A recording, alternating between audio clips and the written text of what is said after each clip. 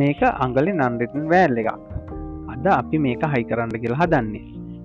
ඉතින් දැන් මේකේ ක්‍රියාකාරීත්වය ගැන ඔයාලට මම කියලා දෙන්නම්. මේක ක්‍රියා කරන්නේ එක අතකට පමණයි මේකේ වතුර ගමන් කරන්නේ.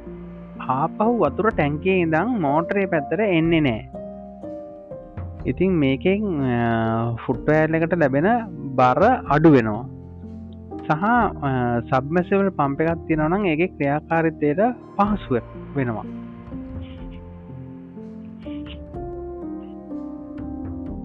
දැන් අපි බලමු මේ වැල් සොකට් එකට thread seal කොහොමද ගහගන්නේ කියලා. ඒ කියන්නේ අපි ඉන්න පැත්තේ දැන් තමන් ඉන්න පැත්තේ ඉඳලා වම් අතට වැල් සොකට් එක අරගෙන දකුණු අතෙන් තමන්ගෙන් ඉදිරියට තමයි thread seal ඔතන්න ඕනේ. එහෙම කරාම අපිට ලැබෙන විශේෂ වාසිය තමයි අපි වැල් සොකට් එක හයි කරනකොට thread seal එක ආපහු ලෙහෙන්නේ නැහැ.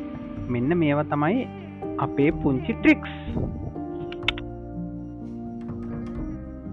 ඉතින් මේවා අපි ඔයාලට කියලා දෙන්නේ ඔයගොල්ලෝ මේවා ඉගෙන ගන්න ඕනේ. එතකොට තමයි thread seal නාස්ති වෙන්නේ නැහැ. එතකොට කාලය, ශ්‍රමය හැමදේම ඉතුරු කරගන්න පුළුවන් වෙයි.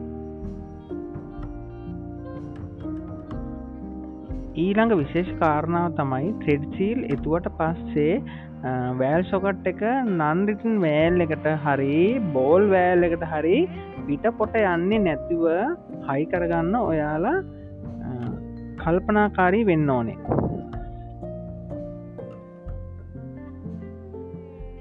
ඊළඟට අපි කරන්නේ මේ thread seal ගහලා හදාගත්ත වැල් සොකට් දෙක මේ non written valve එකට හයි කරගන්න ඕනේ. නිවැරදිව හයි කරගන්න ඕනේ. ඒක තමයි විශේෂයෙන්ම අපි කරන්න ඕනේ වැදගත්ම දේ. මොකද දෙපැත්තෙන් හරියට තද වුණේ නැත්නම් හයි කරාට පස්සේ උඩ ඉඳන් ලැබෙන පීඩනය නිසා, ඒ කියන්නේ තට්ටු 6ක් විතර වගේ උඩ ඉඳන් මේ ලැබෙන වතුර ටැංකියේ ඉඳන් එන බටේ තියෙන වතුර ටිකේ පීඩනය නිසා මෙතනින් වතුර ලීක් වෙන්න පුළුවන්. ඒ නිසා හොඳට මේ පයිප් රින්චයක් සහ මේ වගේ අඬුවක් භාවිතා කරලා මේක හොඳට හිර කරගන්න ඕනේ දෙපැත්තෙන්.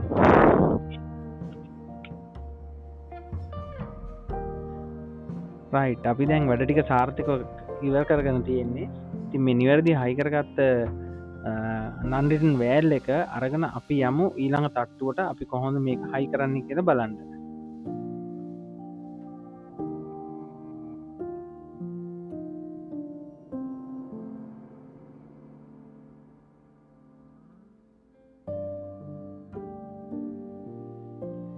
හරි, අපි දැන් ඇවිල්ලා ඉන්නේ non written valve එක හයි කරන තැනට. මේ තියෙන්නේ අපි හදාගෙන ආපු non written valve එක. මේ යටින් එන බටේ තමයි මෝටරේ ඉඳන් එන ලයින් එක. කියන්නේ ටැංකියට යන වතුර බටේ. ඉතින් අපි දැන් මේකේ මෙන්න මෙතනින් බටේ කපලා ඊළඟට කපපු තැන ඉඳලා පල්ලෙහාට වැල් සොකට් දෙකේ දුරට PVC බට කෑල්ල කපලා ඉවත් කරගන්න ඕනේ. ඊළඟට අපි කපාගත්ත තැන් දෙකේ දෙපැත්තෙම හොඳට ස්ලෝන් ගම් ගා ගන්න ඕනේ. ඊළඟට වැල් සොකට් එකේ දෙපැත්තෙත් ස්ලෝන් ගම් හොඳට ගා ගන්න ඕනේ.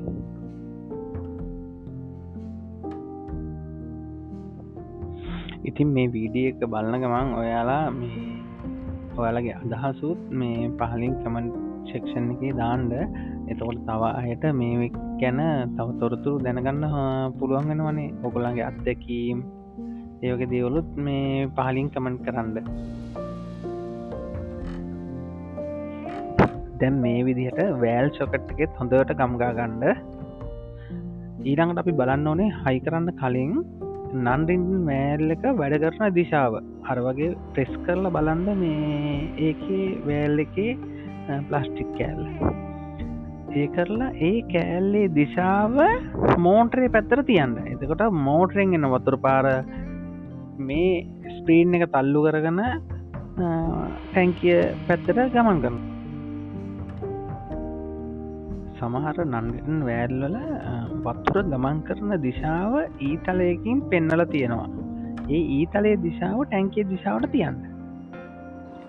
අද වීඩියෝ එකෙන් අපි ඔයාලට කියලා දෙන්න බලාපොරොත්තු වෙන්නේ non written valve එක නිවැරදිව කොහොමද භාවිතා කරන්න කියලා. ඉතින් මේකෙදී විශේෂම කරුණුනේ නන්රිටන් වෑල් එකේ වතුර ගමන් කරන දිශාව. එතකොට තෙත්ශීල් යොදාගන්නේ කොහොමද? නන්රිටන් වෑල් එක හයි කරගන්නේ කොහොමද? ඉතින් මේ සියලුම කරුණු ඕගොල්ලන්ට මම කියලා දෙන්න බලාපොරොත්තු වෙන්නේ. ඕගොල්ලන්ගේ එදිනෙදා ජීවිතේදීත් මේ වගේ අත්‍යවශ්‍ය දේවල් වලදී මේ වගේ කරුණු ට්‍රික්ස් කොහොමද අපි භාවිතා කරන්න කියලා. ඉතින් අද වීඩියෝ ගැන ඔයාලගේ අදහස් පහලින් කමෙන්ට් කරන ගමන් ලයික් කරන්න. ඉතින් අලුත් වීඩියෝ එකකින් හම්බ වෙනකන් සියලුම දෙනාටම සුබ දවසක්. You're welcome. If you have any more questions or need assistance in the future, feel free to reach out. Don't forget to like, comment, and subscribe for more helpful information. Thank you. Oh, I'm such a loser. How'd I ever lose her?